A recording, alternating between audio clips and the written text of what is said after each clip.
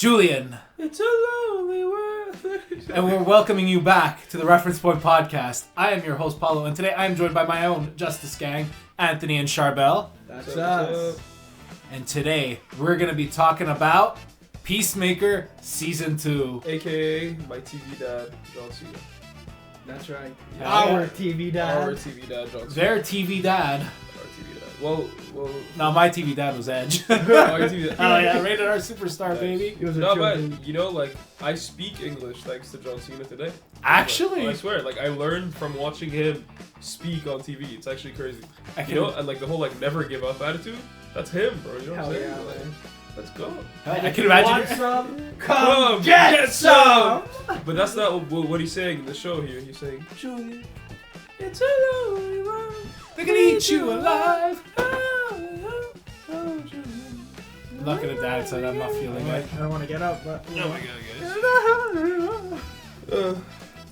Cause there is always a road to the So as you...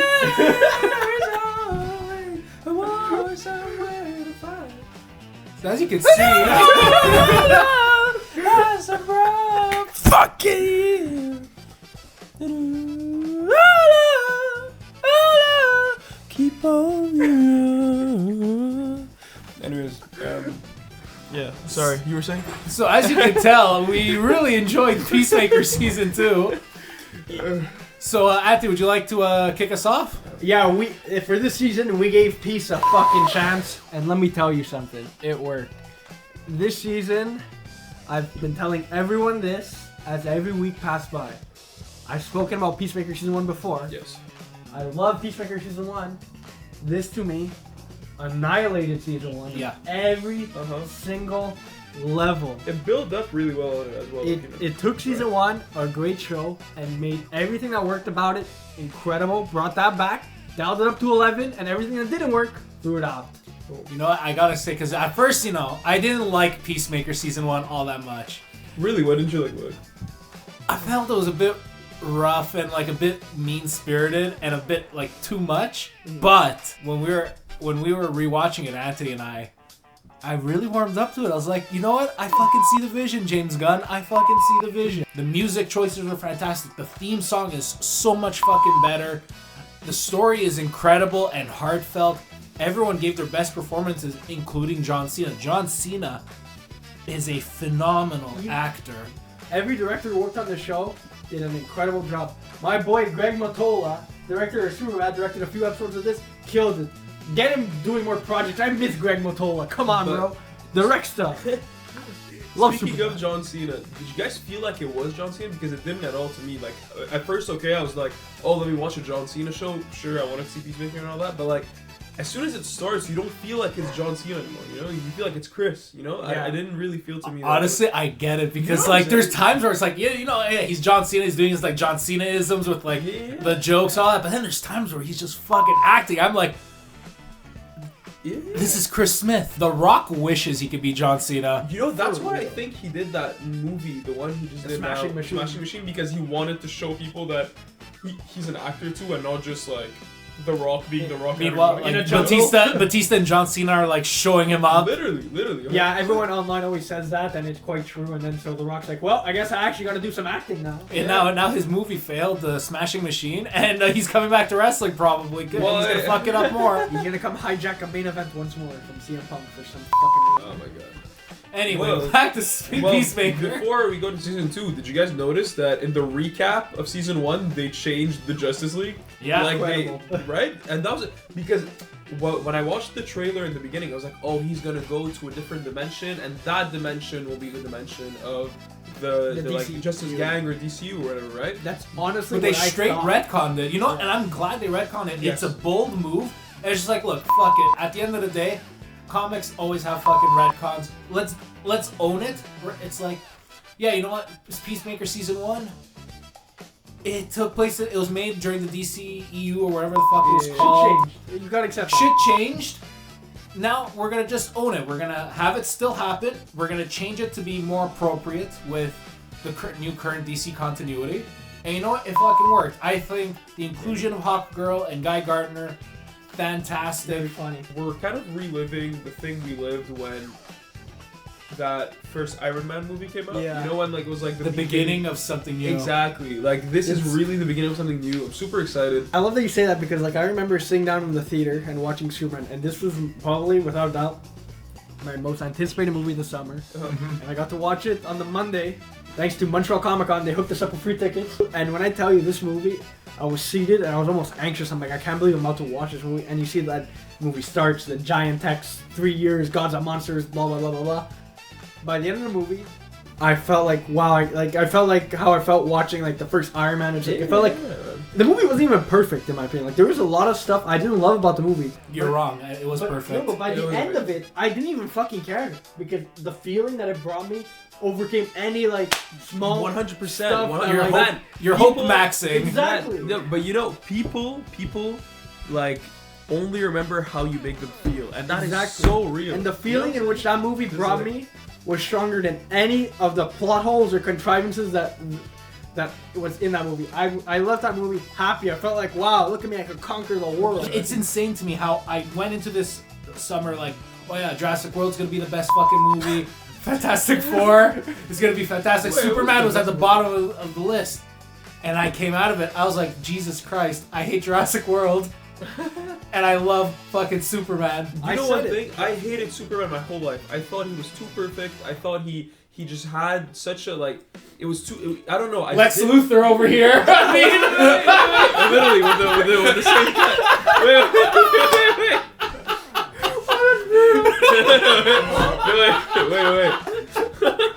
Anyways, but this movie made me like Superman, bro. Yeah. He was human. You know that whole speech when he was like, "I put my one foot in front of the other every day, and that's what makes me human." And he was like, "Oh my god, I fucking chills in the theater." Oh my god. No, but it's like it's kind of corny, but it's fucking weird, bro. Superman is corny. Like, that's what Superman was born on the cob. Because I'm a punk rocker. Yes, I am. You know it's that's so good, oh my god, man. It's so thematically strong. It's just what a movie. It was such a cool movie for kids too that went and watched it because again, like sure we're watching it and we're like a bunch of like guys in our 20s, but it's made also for like the younger generation to watch, and it's super cool. When I was a kid, you know what was the Superman movie I got as a kid?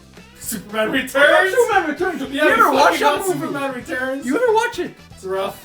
It's a boring piece of shit. Superman Returns made me want to punch something. Made me a bad person. So let's dial it back. Back to Peacemaker. So I just want to mention really like overall the season has been fantastic for me. I absolutely adored the use of music. The characters were fantastic. I absolutely loved the reveal that it was like the alternate universe that Chris went to was a Nazi world. Yeah. And it's sad to me to say this, but I did not realize there was not a single person of color in that world. It didn't hit me at all. I only realized this when he took the flag and saw the Nazi flag with the instead of the. I was like, what the fuck? And then I had to do some introspection, bro. I was like, not a single moment was I like, oh, like there's not a single person of color. They did such a good job of subtly setting it up that people picked up on it. That to me is a sign of a good twist. People were like, holy fuck, we really hope this is the Nazi world. And when the reveal happened, everyone was satisfied. It blew everyone the fuck up. The minute he unravels that flag, I'm like, wow. I think what they did in the next episode where he says, how could you not see Mein Kampf? Because I don't read. And it's a giant mural of Hitler. Like, okay, that's fucking crazy. That's hilarious. It's so funny. What a crazy joke that they threw in there. But oh my god. They really found a way to balance like comedy and seriousness and all that. Like it's so subtle the way they do it, and I think they used like every character's strong points so well. Like notice like everybody got their time to shine. What I liked about this whole season is that the pacing and plot were very slow and it took its time, but the character work really made up for it because the characters were all so strong start to finish. Every character really had time to shine, to really grow on their own. I found myself loving all these characters so much more. Economos, Hardcore, Vigilante, Adebayo, all the fantastic. Man, Keith and the dad too. Yeah, the dad. You know? For me, though, the highlight for me was genuinely Vigilante. Even though he was a bit, like, fucking dumber. There was something super... No, he's a lot dumber now. But, like, here's the thing. It was endearing He But was I wouldn't say sweet. he's like the dumb character, like how you just have the dumb character to be the butt of the joke, because you usually have that category.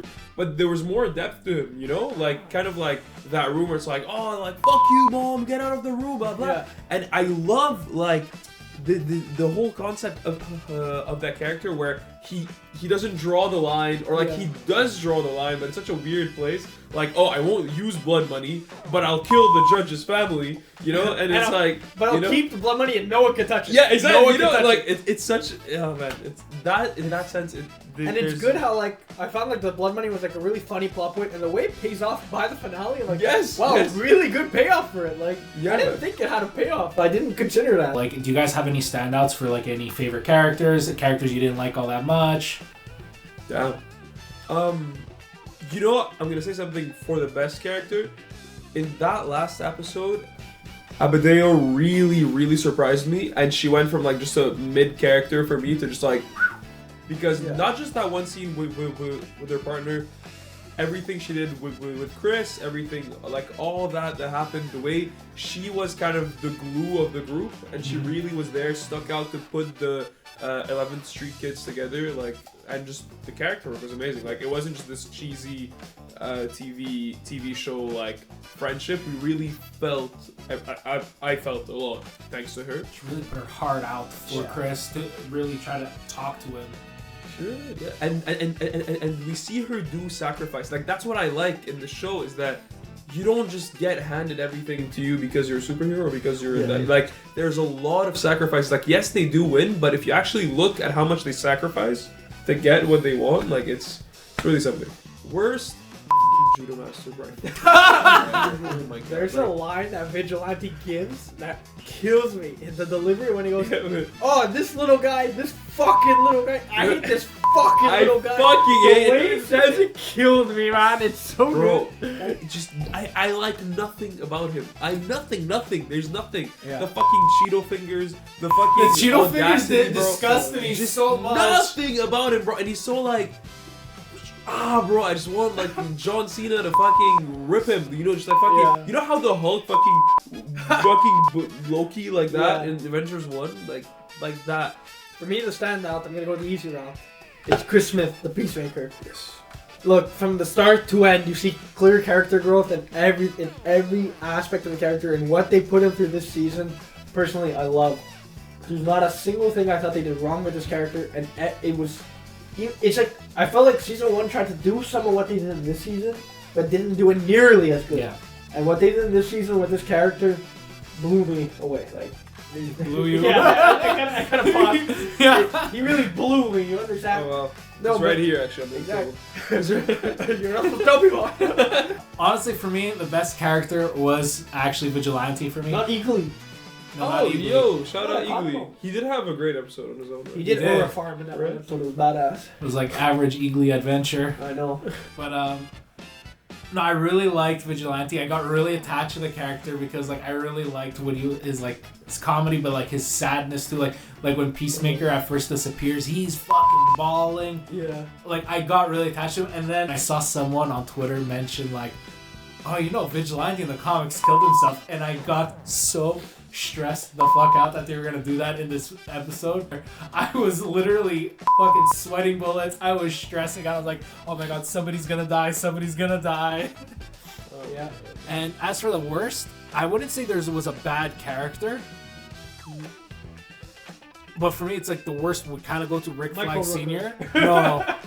No, Michael Rooker's character was absolute insanity with the Eagle stuff. Like, I was just like, this is literally Looney Tunes in real life. I know, he's my favorite. But with Rick Flag Sr., I say he's the worst in the sense of, like, we saw a literal deterioration of his character from, like, Superman, I didn't see Creature Commandos, to, like, from episode 1 to, like, the last episode. This was a mental deterioration of a man who had some kind of integrity, and it's all gone. Motivated by petty rivalry for Chris Smith. Mind you, not petty because he killed his son, but nothing major, you know. And because he's trying to overcorrect a mistake that he kind of facilitated in Superman. So that's why I'd say he's the worst character in the sense of like, oh, I fucking hate him. But Frank Grillo really did do a great job with that performance. I like Frank Grillo as an actor. You know, he's a cool you dude. just sold me on the character because, like, Damn no, right. I swear, because, like, you know, just kind of you said it in an amazing way. Just the way it is. Like, you see, finally, someone on the show who actually likes my points. Thank God. We need Chrbl on our episodes more often. I disagree. Guys, Keith is coming back as a Nazi overlord and is gonna fucking. There's something great, something huge is gonna happen. I think with that Nazi world. I think Keith is gonna be like a Thanos level kind of bad guy with his. He's gonna rile up the Nazi world and do something with that. I think the DCU is only getting started. I think they're gonna do something great with that. There's a lot of open doors for the future. Quite literally. Yeah, literally open doors, right? But yeah, I like that you say that because I find the actor who played Keith, David Denman, Juilliard actor from The Office. You guys all watch The Office. It was very good. Even like when he's kind of like upset in episode 7, he's just freaking out. Yeah. No, we killed him. We're gonna get revenge on this dude. Like I felt really his good. rage. But even like in the first few episodes, when you don't know he's a Nazi, he's very like sincere and how he played that. Yeah. It really worked. To like building like, wow, he really lost a kind soul in his life when he killed his brother when he was 8. like I was so happy for Chris. Yeah. I was like, oh my god, he's getting like this family environment he never got. They appreciate him for who he is, and which is why one of the reasons I was like, man, like I hope they ain't Nazis. I kind of get it if you want to say, man. Like, why do you have to go back? You know? Will Peacemaker always be like a comedy piece? Will he be able to integrate into the Justice League or Justice Gang or? Because we see that first scene where he's trying to apply and he's basically just a clown. right? Basically a clown, but actually, like, the DCU is not just gonna be comedy, right? So, like, so how will he integrate with these characters like Superman, Batman? You know, like, there's a lot of darkness in DC. Maybe they'll drift away from that and add more lightness to all the characters. I don't know what you guys think. Here's the thing. I think he's gonna just roll with the Checkmate group, and they're gonna create a low-key kind of superhero group where it's like it's gonna be kind of like the Rejects, the people down on their luck, street level kind of guys.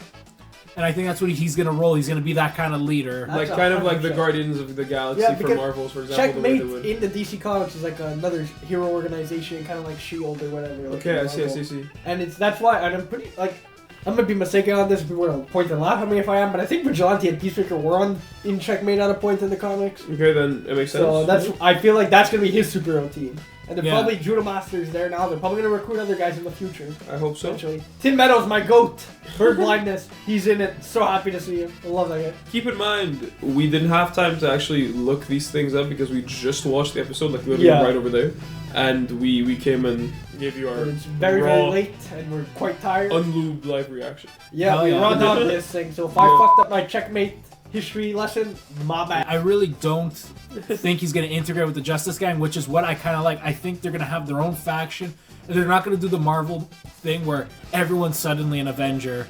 They're going to have your separate groups. And they're going to come together. Or they may come together. Yeah, either, like all of them together. Like right? explicitly or even just straight up. Like, let's say there's, like to give an example, let's say there's a big event. You know, Darkseid comes in, you have the Parademons. You'll have the Justice Gang taking care of Darkseid and like Grandma Goodness or whatever. Granny Goodness. Versus then like Checkmate, for example, would be taking on the Parademons. So you have like parallel groups working together, and I think that's the extent that it's gonna be. No, but we're gonna look forward. Like we're gonna be sitting here one day, like looking forward to Peacemaker and Superman's interaction. You know, like remember when we watched Infinity War for the first time? Like, bro, like what Lord do you serve? You know, what am I supposed to say? Jesus Christ? Do you remember that scene? Like that was gold. I think salvation is gonna play such a big role. Like I feel like so. You have like a planet that's habitable like Earth, right? And like I think we're gonna get like some like imagine everybody that could be there and like the dynamics you could get, and I feel like we could get like a whole like Lord of the Flies type of thing, you know, like where they create their own society and there's like somebody that's gonna rule over everybody, and then it's like there's infinite possibilities. Also, I love quoting Lord of the Flies, even though I was never paying attention in English class, but I know what the thing is. But anyways, it's pretty funny. You know. Anyways, what do you guys think? Honestly, I really don't know what to expect for this planet. I kind of like what you're saying, right? I don't think it's gonna get to that extent, but I do think we're gonna see some kind of revolt, kind of like Deadpool and Wolverine. you had that kind of little pocket world. Yes. And everybody's yes. kind of like, they built their societies, but they have their factions, but they're kind of content living there. But there was. And then given the opportunity, they're going to revolt. I think we're going to get something similar to that. Yeah, Not so much Lord of the Flies. I think it's going to be straight up just like Mad Max kind of in nature. But that is a like society of some sort, right? So it's like it's still a society with like rules and rulers and all that. Fair. I think I'm getting too caught up in the semantics of Lord of the Flies. Yeah, exactly. Versus, Exactly. like, 100%, right? that, fair enough. You know, but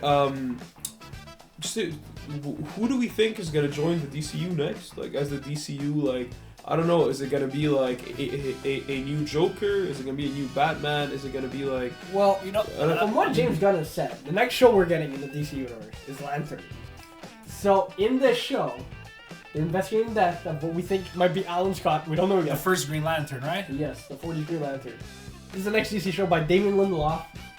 Incredible writer. I can't wait. I hate Green Lantern as a character, to be honest. Why? Never What? liked He's Green so Lantern. inoffensive. Why And do you Jon not Stewart like- is low-key goated. Jones, bro. Oh my God, Bro, Jon Jon Stewart Stewart got into it. Jon Stewart and Martian Manhunter were the best fucking characters in that In the animated, yes. Okay. Oh my God, let me tell you Hey, something. Chrbl Let me tell you is something. staying on this man. show Oh because my he God, agrees bro. with me on Let me tell you something. everything. Oh my God, let me tell you something. Okay, let me tell you something.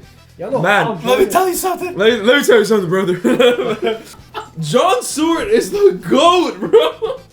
Like, Jon Stewart's goated. Hal Jordan Yes. is kind of fun. The Even GOAT! though He does like weird shit from time to time because sometimes I feel like the writers don't know what to do with him except defaults to evil every fucking few years. Parallax. And I Guy just- Gardner is fun, Guys. at least with Nathan Fillion. Yeah, Guy Gardner's cool in the show, and Guy Gardner's cool when he's not Green Lantern, when he's in Justice League Unlimited or whatever. Whatever that Jon comic Stewart. No, the comic with Kevin Maguire and that Tobey Maguire. No, Jim the Mattis wrote it, and Kevin Maguire drew it. That comic, when he's in it, he's interesting. Green Lantern's a character I can never get into. Green Lantern Rebirth, tried reading it. Didn't like it. Jon Stewart is Yes. awesome Oh, yeah. in the cartoon. But guys, outside of the cartoon, you've never read a fucking no, yes, Jon Stewart that's comic. all I know of Jon Stewart, just the cartoon. Because the comics are kind Oh of my boring God. for Green Lantern. I really like Green Lantern comics. Then maybe TV show's gonna be great. And Oh my maybe God, this TV imagine- show's gonna convince me to go back and like him. Because I kind of like what you were saying with Superman earlier. Yes, I need yes, something yes, to yes, convince yes, me yes. to like Green Lantern again. Because right now I don't. The Ryan Reynolds movie didn't do it for you? Didn't do nothing for me. Nothing. So we Our we fellow don't. Canadian, Ryan Reynolds, shout out to him. Good job, Born Ryan on the Reynolds. same day as me. Really? That is true. Yeah. Oh my God, Sam you guys Raimi. do look alike. Definitely. Sorry, Ryan Reynolds. But anyways. So anyways, after Lanterns, we're getting Supergirl. It's gonna be a banger of a movie. Yes. We all know it. Why was she drunk? Why? Because she had to deal with her watching your whole planet die. You know, you kind of don't want to live with that. It's hard. Oh. Takes a Remember toll. in the theater, I thought that was Sydney Sweeney as Yeah, that was crazy. Supergirl. I was like, Oh my God, that You was. just So, looked at me do like, we what the think fuck? they're gonna cast Sydney Sweeney? I think this thought. Marvel and DC are gonna get to like a very close, right? And the was already first Madam person, It's true, she was. Yeah, in she was that not one. one, but it didn't count. It was Sony, right? So Yeah. okay, Marvel and DC are gonna get here, right? And bro, look at American Eagle and all these brands, Oh my okay? God. Right? Where is this going? The first one to cast Sydney Sweeney is gonna get the edge because Gooner economics is the future of finance. Because bro, look at American Eagle. Were you wearing American Eagle jeans? Bro, I swear, Gooners, bro, are the future of business, bro. You go to business school for 4 years and you're like, oh, I'm gonna do charts, whatever. Bro, Sydney Sweeney, man. Did you see her bathwater soap? That shit sold. Man. To Paolo, who bought it all. Oh my god! Exposed. He's off. I really want to mention how I, for some reason, was convinced we were going to see Mr. Mixelpixel Mixelplix. Whatever. What is he? He's an interdimensional imp. He's an apparently. interdimensional imp. You see, everyone knows He's that. an interdimensional imp. Everybody should know that. Interdimensional imp. Not interdimensional. He's But- a dimensional imp. But I He's a dimensional imp. I honest to God was expecting it. I didn't see anything about this. I don't know how I gaslit myself into thinking we were gonna see him.